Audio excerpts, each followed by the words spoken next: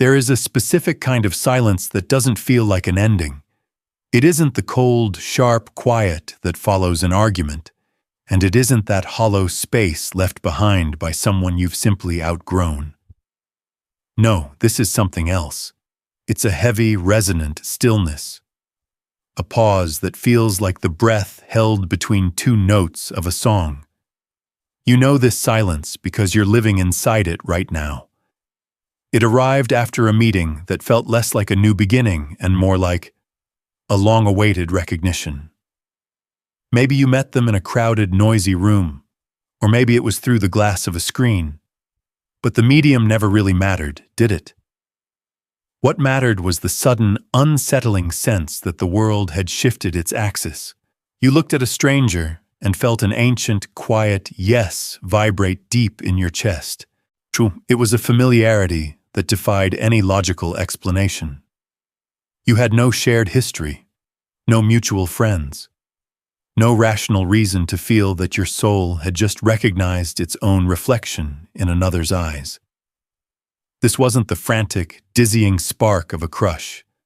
It was something much older, much slower, and if we're being honest, much more terrifying. It was a total disruption of the ego's carefully constructed timeline. For years, you had moved through the world with a certain understanding of who you were and what you needed to feel safe.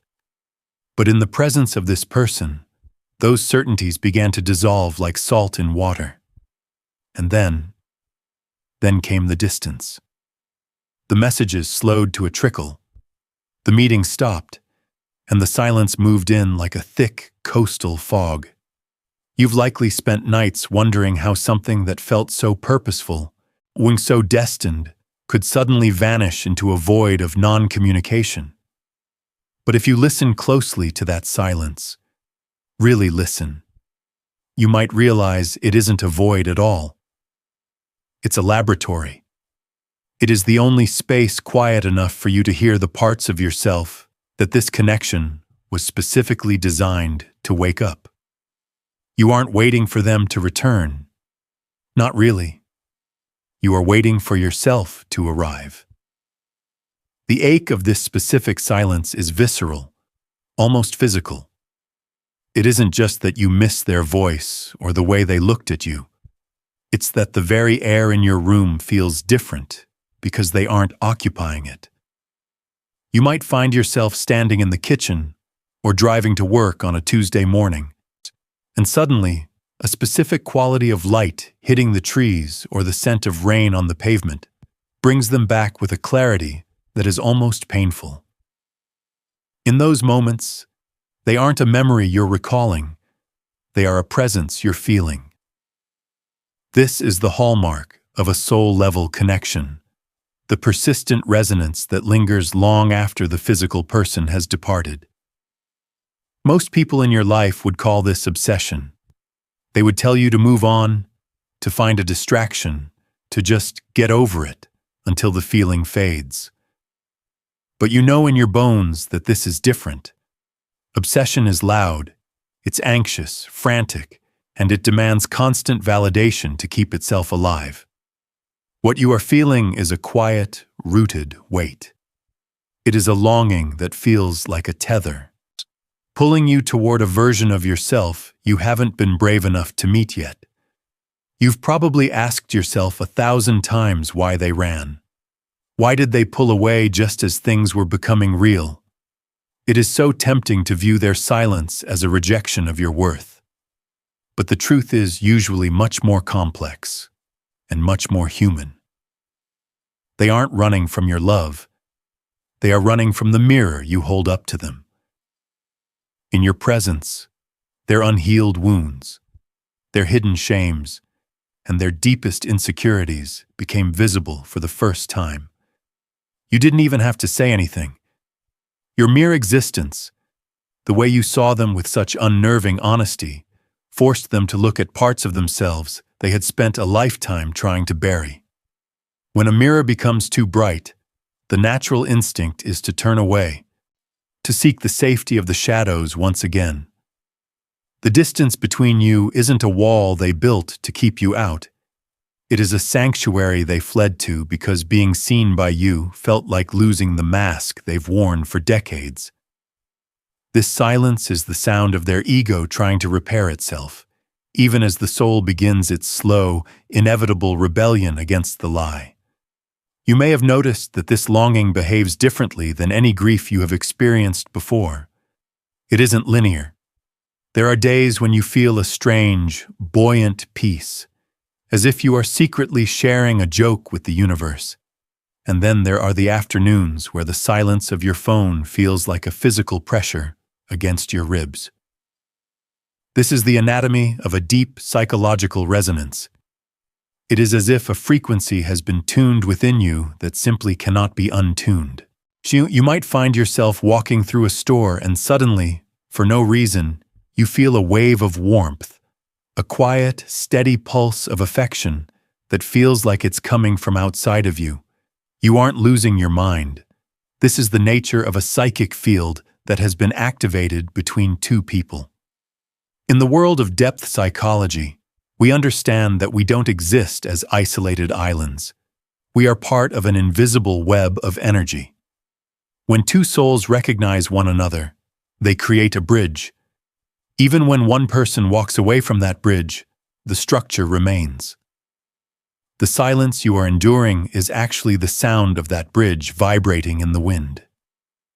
Think about the specific, tiny details you miss. The way they paused before answering a difficult question, or the specific shadow their hand cast on a table while they spoke. These aren't just romantic memories, they are anchors. Your psyche latches onto these small, lived moments because they were the doorways through which you glimpsed their true self, stripped of the social mask. This is why the ache is so persistent. You aren't mourning a relationship in the social sense. The dinner dates, the labels, the public status. You are mourning the loss of a mirror that allowed you to see your own hidden depth. The silence feels so loud because it is filled with all the things you both knew but never had the chance to name. It is the weight of the unspoken. You might feel a desperate urge to reach out, to break the quiet, to demand an explanation that finally makes sense. But deep down, a part of you knows that words might actually break the spell. The silence is holding a space for a truth that is too large for a text message. It is a period of gestation. Just as a seed needs the crushing weight of the earth and the absolute darkness of the soil to begin its transformation, this connection needs the heavy pressure of silence. If you try to dig it up now, just to see if it's still alive, you might kill the very thing that is trying to grow. You are being asked to sit in the tension of the unknown, to let the ache be a teacher rather than an enemy. Every time you resist the urge to chase, every time you turn your attention back to the warmth in your own heart instead of the absence in your life, you are strengthening your own soul. You are learning that your capacity to feel this deeply is a gift, regardless of whether there is someone there to mirror it back to you in this moment. In the language of the inner world, this person has become more than just a human being to you. They have become a carrier of your own hidden light and shadow. To understand why this silence is so profound, we have to look at the psychological architecture of the persona and the shadow. Throughout our lives, we build a persona, a mask made of the qualities we believe the world wants from us. We show our competence, our kindness, our stability. But everything we rejected about ourselves, our vulnerability, our wildness, our deepest fears, and even our greatest untapped potentials, was pushed into the darkness of the unconscious. This is the shadow. And then, this person arrived. They didn't just walk into your life. They bypassed the mask entirely. It is as if they looked through the eye slits of your persona and saw the person standing behind it, the one you've kept hidden even from yourself. This is the central dynamic of mirroring. When we say someone triggers us, what we often mean is that they are acting as a screen onto which our own unconscious material is being projected. The intense magnetic pull you felt wasn't just about their personality. It was about the fact that they were carrying a piece of your soul that you haven't claimed yet. When this person is present, you feel whole because you are literally standing in the presence of your own missing parts. But this is also why the distance happens. Being seen that deeply is terrifying. It is an ego death. If you are seen in your totality, the mask you spent 30 years perfecting begins to crumble, and the ego will do almost anything to stop that collapse. This is the hidden pattern of the runner. They aren't necessarily running from you. They are running from the sensation of their own walls being breached. They are trying to stabilize a psychic structure that you accidentally set on fire just by being yourself. Think about the moments of friction or the sudden coldness that preceded the silence. Usually, these moments occur right after a peak of intimacy or a flash of absolute honesty. The unconscious mind perceives that level of exposure as a threat to survival.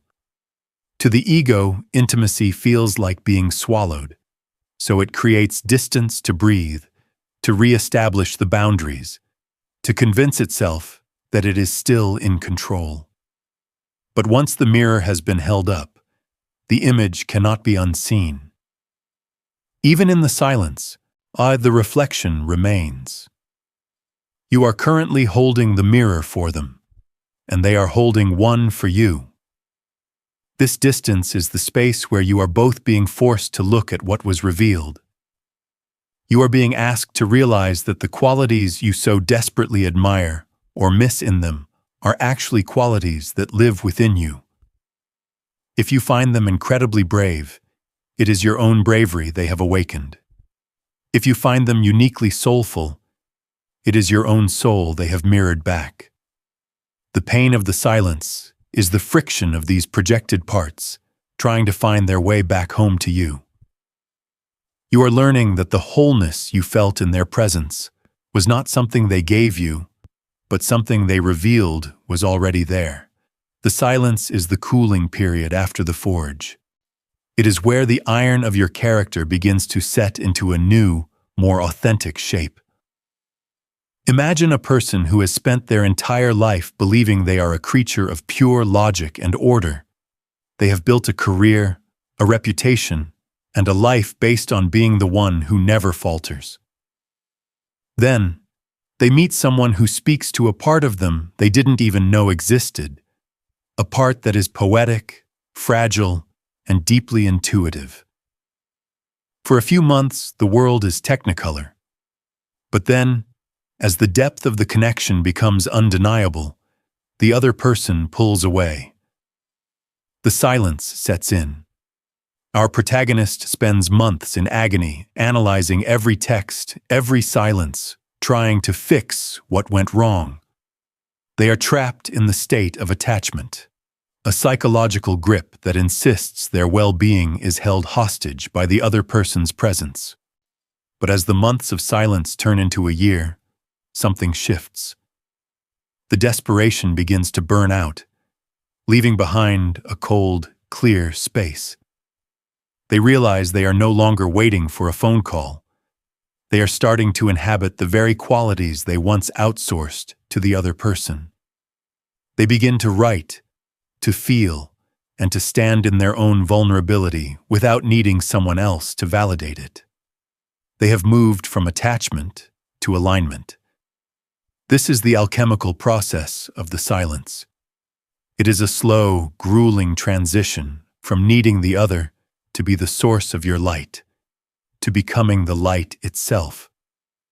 In the beginning, you are like a moon, reflecting the sun of the other person's attention. When they turn away, you are plunged into darkness.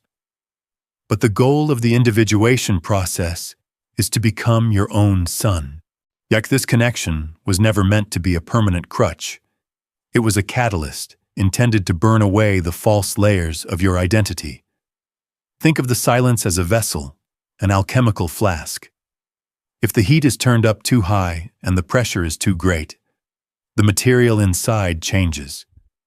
You are the material.